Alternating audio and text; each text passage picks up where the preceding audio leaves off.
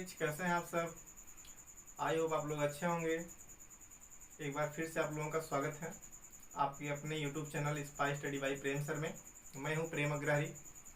Guys, आज के video में हम बताने वाले हैं आपके टॉपिक पोटेंशियोमीटर के बारे में। विभवमापी हिंदी में कहते हैं इसको।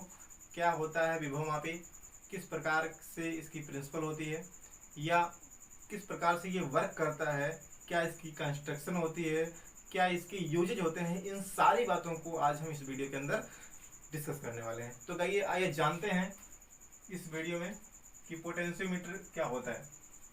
पोटेंशियो मीन्स, जैसा कि नाम से ही क्लियर हो रहा है पोटेंशियोमीटर के, कि पोटेंशियो मीन्स पोटेंशियल से है, मीटर मीन्स मेजर करने वाला, मीन्स पोटेंशियल मेजर करने वाला, या थोड़ा सा सुधार लाए तो हम कह सकते हैं पोटेंशियल डिफरेंस को मेजर करने वाला। मीन्स पोटेंशियोमीटर यानी विभवमापी एक ऐसी इलेक्ट्रिकल ऑपरेटर्स होती है जिसके द्वारा हम किसी इलेक्ट्रिकल सर्किट की किन्हीं दो बिंदुओं के बीच में पोटेंशियल डिफरेंस को मेजर कर सकते हैं, या किसी सेल की ईएमएफ को, इलेक्ट्रोमोटिव फोर्स को, वैद्युत वाहक बल को हम मेजर कर सकते हैं। गाइज, क्या होता है इसका वर्क, तो हमने अभी बताया कि to measure the potential difference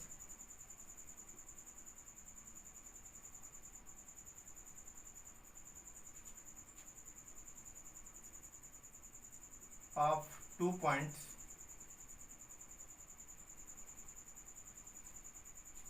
in any electrical circuit. Right, मतलब किसी भी वैद्युत परिपथ में किन्हीं दो पॉइंट के बीच में हम पोटेंशियल डिफरेंस को मेजर कर सकते हैं पोटेंशियोमीटर की सहायता से। दूसरी बात ये होती है कि किसी सेल के इलेक्ट्रोमोटिव फोर्स को हम फाइंड कर सकते हैं। तो गाइज, इस विभवमापी के अलावा, पोटेंशियोमीटर के अलावा एक ऐसा ऑपरेटर्स और होता है जिसके द्वारा हम पोटेंशियल डिफरेंस को मेजर कर पाते हैं। उसका नाम होता है वोल्ट मीटर। वोल्ट मीटर भी जो है आपका, वो पोटेंशियल डिफरेंस किन्हीं दो पॉइंट के बीच में मेजर कर सकता है। लेकिन तो फिर हम यहाँ पे पोटेंशियोमीटर का यूज क्यों करते हैं, पोटेंशियोमीटर क्यों आया, क्यों नहीं हम सारी पोटेंशियल डिफरेंस को वोल्ट मीटर से ही मेजर कर ले। तो गाइस, इसमें फर्क इतना है कि जो वोल्ट मीटर आपका होता है वो एक्यूरेट वैल्यू नहीं दे पाता है as compare to potentiometer. Means विभवमापी जितना जो है अच्छी वैल्यू या एक्यूरेट वैल्यू या प्योर वैल्यू आपका वोल्ट मीटर से नहीं आ पाता है। क्यों, ऐसा क्यों होता है? क्योंकि जो विभवमापी होती है आपकी, वो नो डिफ्लेक्शन मेथड या फिर कह सकते हैं कि नल पॉइंट मेथड पर वर्क करता है। राइट, नल पॉइंट मेथड हमने पिछले वीडियो में भी डिस्कस किया हुआ है कि जितने भी ऑपरेटर्स नल पॉइंट मेथड या नो डिफ्लेक्शन मेथड पर वर्क करते हैं वो सभी के सभी ऑपरेटर्स एक्यूरेट वैल्यू देते हैं। राइट, तो गाइस, इस बार हम यहाँ पे पोटेंशियोमीटर लेके आए हैं जो कि नल पॉइंट मेथड पर वर्क करता है और एक एक्यूरेट वैल्यू देता है वोल्ट मीटर की अपेक्षाकृत। ठीक है, तो गाइस, फिर भी जो है हम क्या करते हैं कि मैक्सिमम जो यूज किया जाता है पोटेंशियल डिफरेंस को मेजर करने के लिए वो वोल्ट मीटर का ही किया जाता है। क्यों? क्योंकि वोल्ट मीटर साइज में छोटी होती है और बहुत ज़्यादा तामझाम भी नहीं होता है। कह सकते हैं कि हम आसानी से उसको मेजर कर पाते हैं, क्योंकि हमने वायर लगाया और सप्लाई दी और तुरंत जो है हमने उसकी सुई को देखा, जहाँ पर हमको जितना भी पोटेंशियल डिफरेंस मिल गया उसको हम मेजर कर ले। लेकिन इसमें क्या होता है, इसमें आपको गैल्वेनोमीटर लगाना पड़ेगा, बैटरी के साथ सेल भी लगाना पड़ेगा।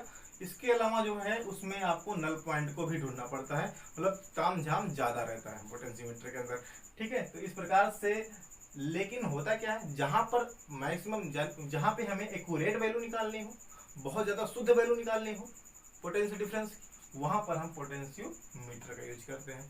राइट, तो गाइज, ये हो गया पोटेंशियोमीटर में और वोल्ट मीटर में डिफरेंस। तो गाइस, आइए अब हम जानते हैं कि क्या क्या इसके यूजेज हैं, पोटेंशियोमीटर के क्या क्या यूजेज हैं। ठीक है, कहाँ कहाँ इसका यूज किया जाता है। तो गाइज पहला तो होता है, इसमें हम 3 यूज को बताएंगे आपको। फर्स्ट हम कह सकते हैं कि टू मेजर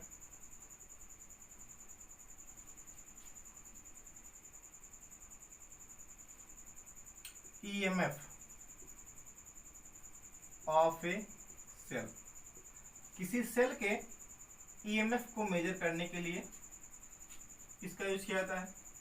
दूसरा क्या होता है, टू कंपेयर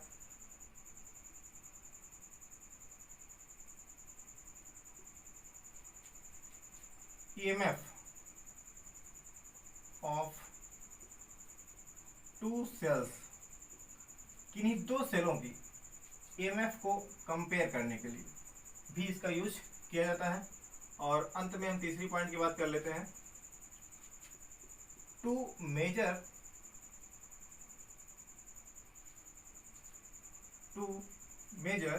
इंटरनल रेजिस्टेंस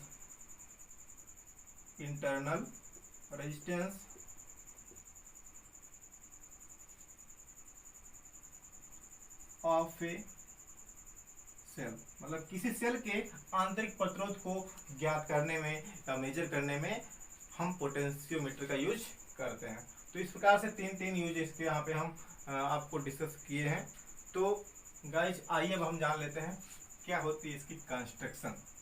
तो सबसे पहले कंस्ट्रक्शन में हम बात कर लेंगे कि इसका लैब भी है, चूंकि आपके सिलेबस में इसका लैब भी है, आप लोग प्रैक्टिकल भी करेंगे, इसलिए हम सबसे पहले बात कर लेते हैं कि इसकी कंस्ट्रक्शन जैसा कि आपको लैब में देखने को मिलता है उस प्रकार की कंस्ट्रक्शन पर पहले हम विचार कर लेते हैं।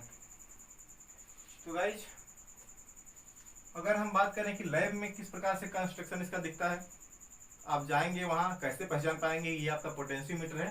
तो पहले हम इसकी बात कर लेते हैं। तो गाइज सबसे पहले तो इसमें वायर होता है।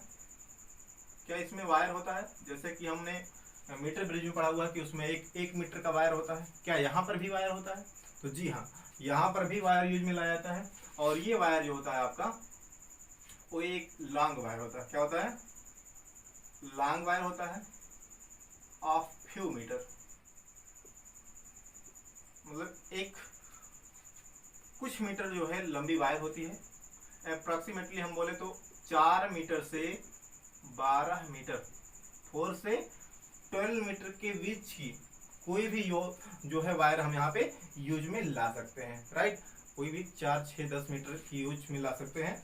ठीक है, तो इस प्रकार से अगर हम बात करते हैं इसकी प्रैक्टिकल फिगर की, तो इस प्रकार से होता है कि यहाँ पर आपका एक आयताकार, ये एक आयताकार लकड़ी का पटरा होता है। लकड़ी के पटरे की बात समझ रहे हैं आप लोग? लकड़ी का पटरा, तो एक लकड़ी का पटरा होता है, आयताकार पटरा होता है।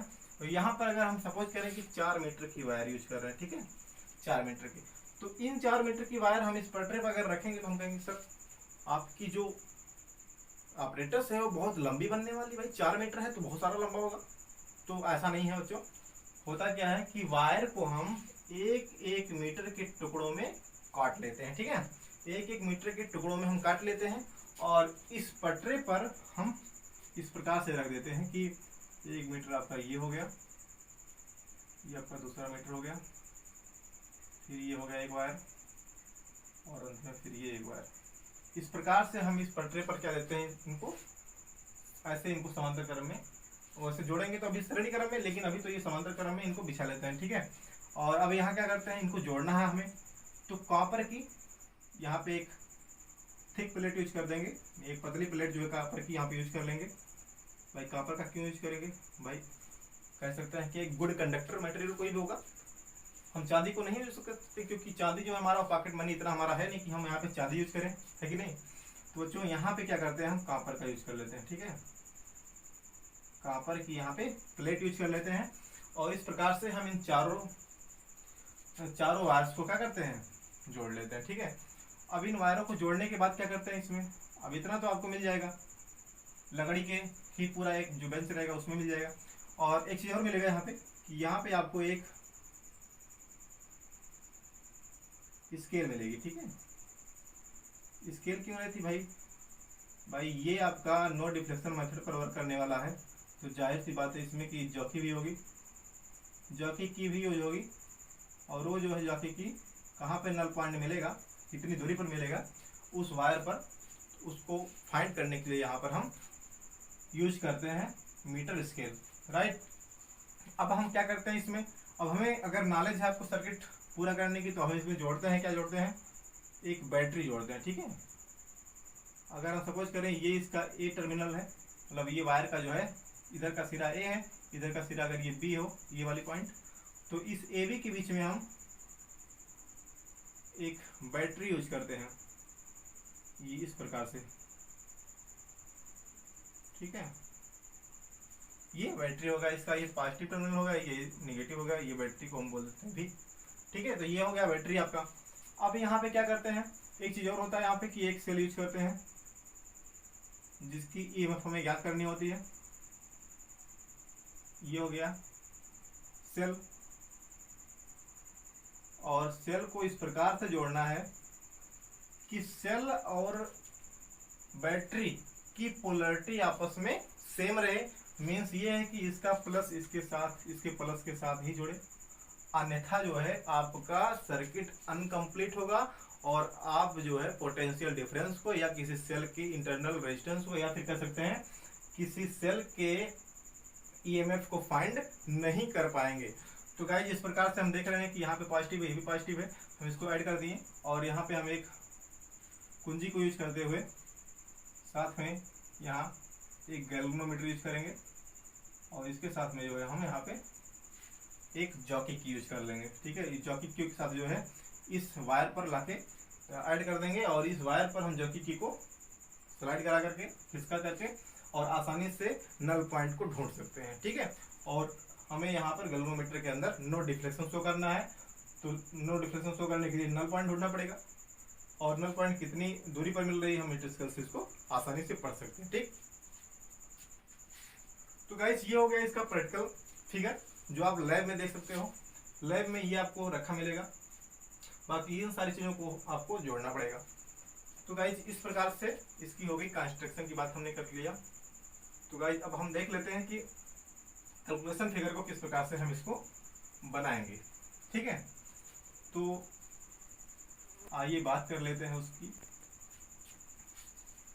तो यहाँ पे बच्चों होता क्या है कि एक वायर होता है, कैलकुलेशन फिगर की बात कर रहे हैं, तो यहाँ पर एक वायर होता है, सपोज कर लिया कि ये एक मीटर वायर हो गया, एक मीटर नहीं, ये ए बी कोई है वायर हो गया, ये अभी चाहे जो है 4 मीटर की हो या 10 मीटर की हो, 5-6 मीटर की, कोई भी आप यहाँ पे यूज कर सकते हैं। हाँ एक चीज़ और बात करना है कि जो वायर आपकी होती है वो uniform area of cross section वाली होती है, मतलब एक समान अनुप्रस्थ काट का क्षेत्रफल जो इसका होता है वो एक समान होना चाहिए।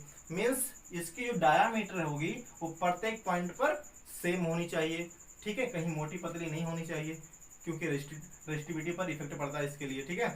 तो बच्चों किस मटेरियल का बना होना चाहिए, वही पुरानी बातें हैं, यानी मैग्नीम या फिर कांस्टेंटन का बना होना चाहिए, क्योंकि ऐसे मटेरियल्स क्या होते हैं, टेम्परेचर इंडिपेंडेंट होते हैं, राइट। तो बच्चों इस प्रकार से हम यहाँ पे इस वायर को यूज कर लेते हैं। ये हो गई आपकी वायर, ठीक है, नाम देते हैं, ये भी वायर है, ठीक है, तो भी नाम रख देते हैं हम। अब इसमें क्या करते हैं बच्चों, अब इसमें क्या होता है कि इस ए बी वायर में एक बैटरी लगाते हैं, बैटरी यहाँ पे लगाते हैं,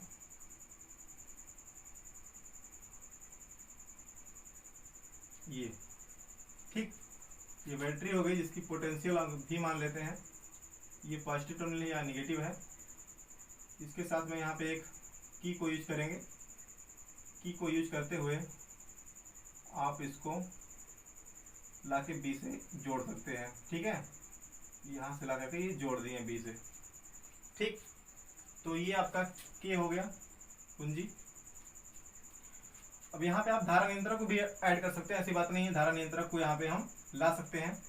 तो गाइज ये हो गया। अब यहाँ पे जिसकी ईएमएफ हमें ज्ञात करनी है, जिस सेल की ईएमएफ हमें ज्ञात करनी है, उस सेल को हम यहाँ जोड़ देते हैं। ध्यान रखना है अगर बैटरी यहाँ लगी है, बैटरी का ये निगेटिव है तो इसका निगेटिव के साथ ही जुड़ना चाहिए इस प्रकार से, ठीक है।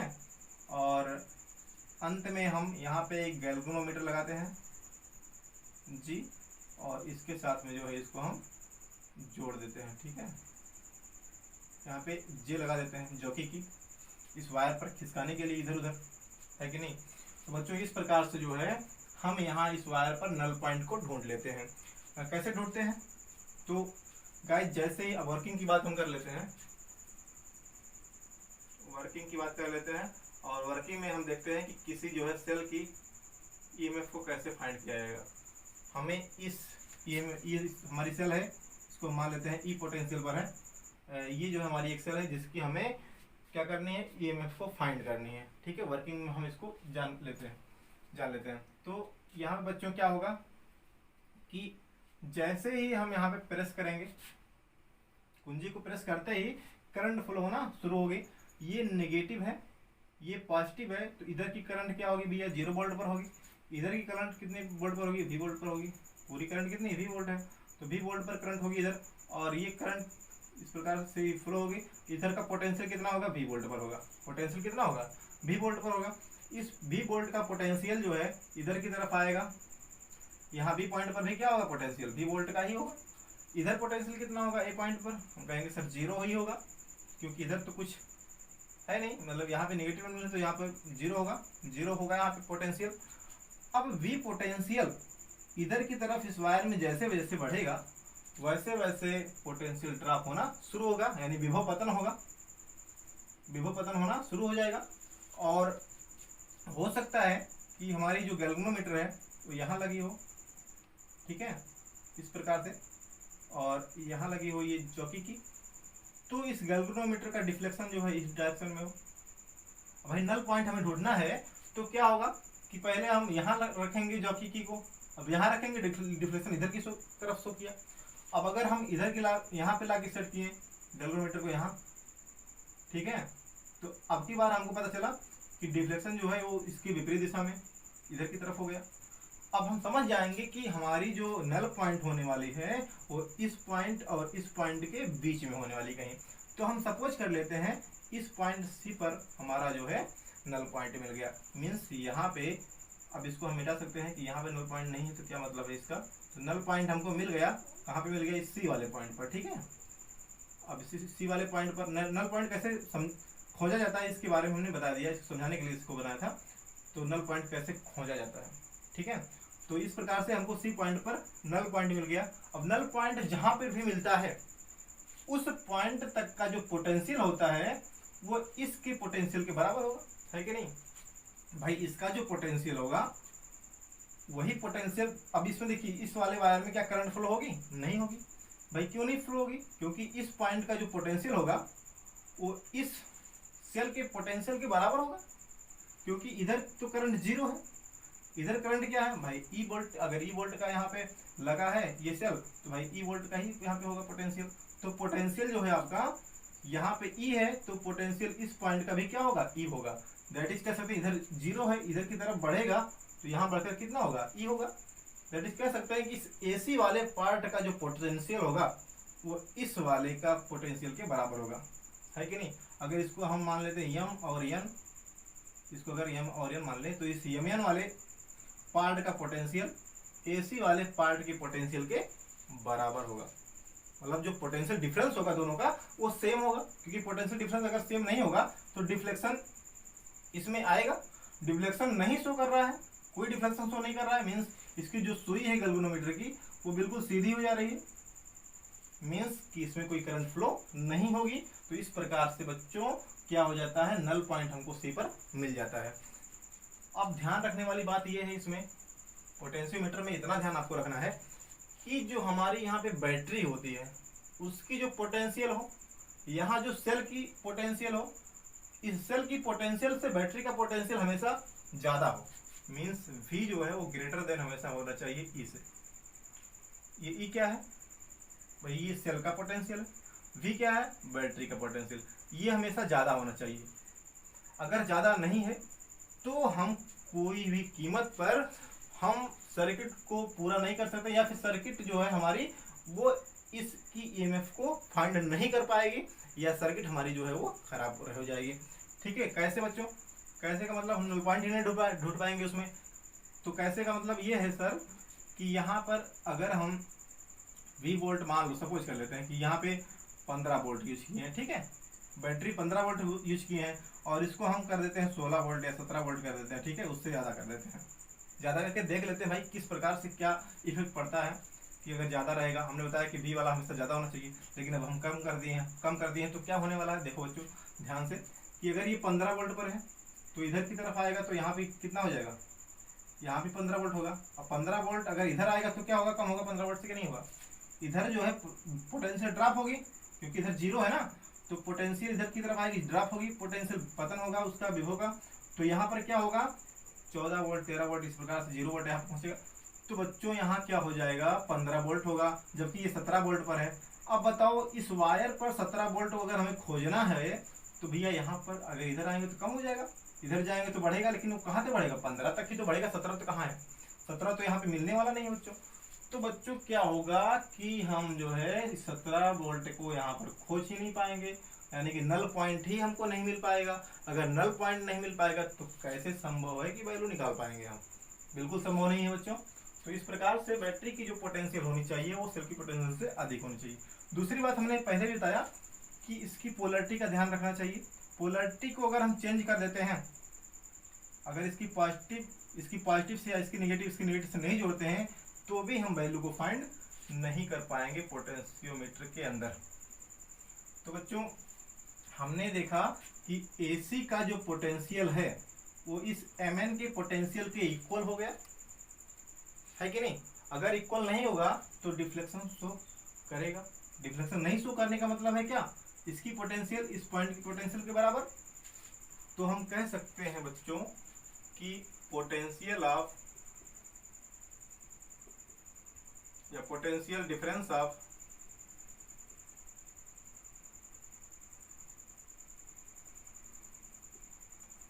AC वायर का बराबर किसके होगा, पोटेंशियल डिफरेंस ऑफ किसके, Mn वाले के, ठीक है।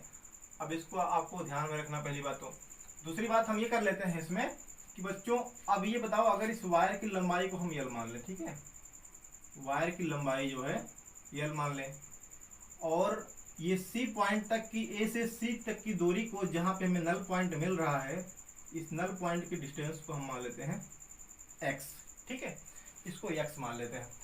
तो बच्चों अब हमको ये बता दीजिए कि पोटेंशियल जो डिफरेंस होगा पर यूनिट लेंथ वो कितना होने वाला है। भाई इसमें जो है आपकी कितनी वोल्ट की करंट इसमें फ्लो हो रही है, भाई हम कहेंगे V वोल्ट है तो यहाँ पे भी क्या होगी, V वोल्ट हो। अगर ये V वोल्ट है इसमें फ्लो हो रही, V वोल्ट की करंट इसमें फ्लो हो रही है, V वोल्ट जो है यहाँ पे पोटेंशियल है इस वायर में, तो इधर की तरफ आएगा तो पोटेंशियल घटेगा। अब यहाँ पे अगर बात कर लेते हैं L लेंथ इसकी है, तो पर यूनिट लेंथ में कितनी पोटेंशियल होगी, यानी पोटेंशियल पर यूनिट लेंथ इन वायर कितनी हो जाएगी भैया। हम कहेंगे सर ये तो हमारी जो है पोटेंशियल अपान per unit length means L। अगर L पूरी लंबाई है तो पूरे में कितना V पोटेंशियल है और वायर, पूरे वायर के अंदर क्या है, V पोटेंशियल है। पूरा वायर की लंबाई कितनी है, L है, यानी पर यूनिट लेंथ अगर देखेंगे तो ये क्या हो जाएगी, V/L हो जाएगी। यही होती है हमारी पोटेंशियल ग्रेडियंट, इसी को बोलते हैं हम पोटेंशियल ग्रेडियंट। और ये होता है आपका K जो कि कांस्टेंट होता है हमेशा। कांस्टेंट इसलिए होता है क्योंकि वायर जो होती है आपकी, वायर जो होती है वो uniform area of cross section वाली होती है, इसीलिए पोटेंशियल ग्रेडियंट जो होता है V/L होता है वो हमेशा कांस्टेंट होता है, ठीक है। अब अगर पर यूनिट लेंथ अगर देखते हैं पोटेंशियल डिफरेंस तो कितना होता है भैया, V/L होता है। तो इस x के लिए पोटेंशियल डिफरेंस कितनी होगी, पर यूनिट के लिए, पर यूनिट लेंथ के लिए पोटेंशियल डिफरेंस आपका हो जाएगा V/L। तो x के लिए निकालो भैया, इसलिए x डिस्टेंस के लिए जो पोटेंशियल डिफरेंस होगी वो कितनी हो जाएगी, कहेंगे सर x डिस्टेंस के लिए जो हमारी पोटेंशियल डिफरेंस हो जाएगी वो V/L इंटू x हो जाएगी, है कि नहीं, V/L इंटू x हो जाएगी x डिस्टेंस के लिए पोटेंशियल डिफरेंस। और हमें पता है कि अगर इसकी पोटेंशियल डिफरेंस मिल गई है तो यही पोटेंशियल डिफरेंस इसके बराबर होगी। भैया इसमें कितनी पोटेंशियल है, मैंने बताया ई है, ठीक है। तो बच्चों क्या होगा कि हमने यहाँ से अगर देखें इसको इक्वेशन नंबर फर्स्ट मान लेते हैं, तो इक्वेशन नंबर फर्स्ट से अगर देखेंगे तो यही चीज़ है आपकी जो इक्वेशन नंबर सेकंड है। इक्वेशन नंबर फर्स्ट ये है, इक्वेशन नंबर सेकंड ये है। अब इससे अगर देखेंगे तो भैया यही एसी तो है, पोटेंशियल डिफरेंस एक्स वाला जो है यही तो है।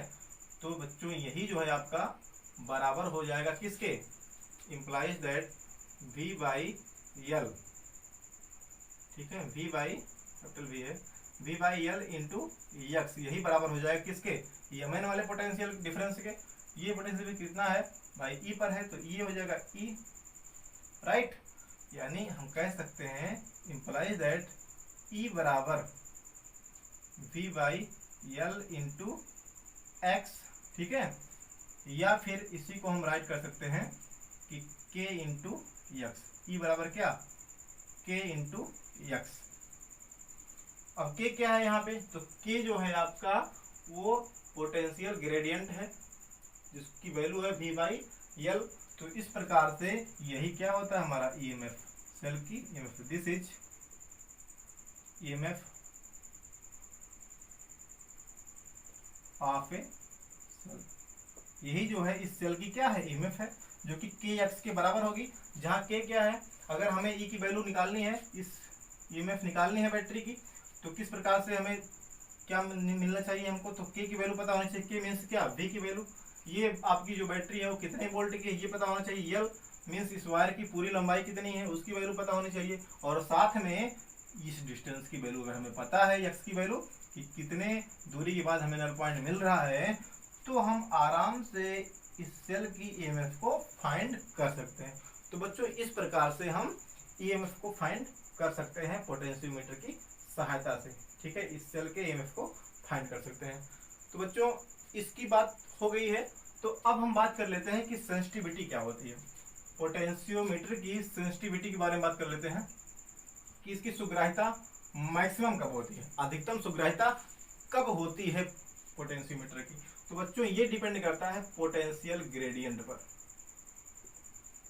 विभव प्रवणता जो होती है विभव मापी की, उस पर डिपेंड करती है कि ये अगर कम है, अगर पोटेंशियल ग्रेडियंट कम है तो पोटेंशियोमीटर की सुग्राह्यता सबसे ज्यादा होती है, यानी मैक्सिमम होती है। जब सबसे मिनिमम पोटेंशियल ग्रेडियंट, तो विभव मापी की सुग्राह्यता सबसे अधिक, यानी कि सेंसिटिविटी जो है उसकी सबसे मैक्सिमम।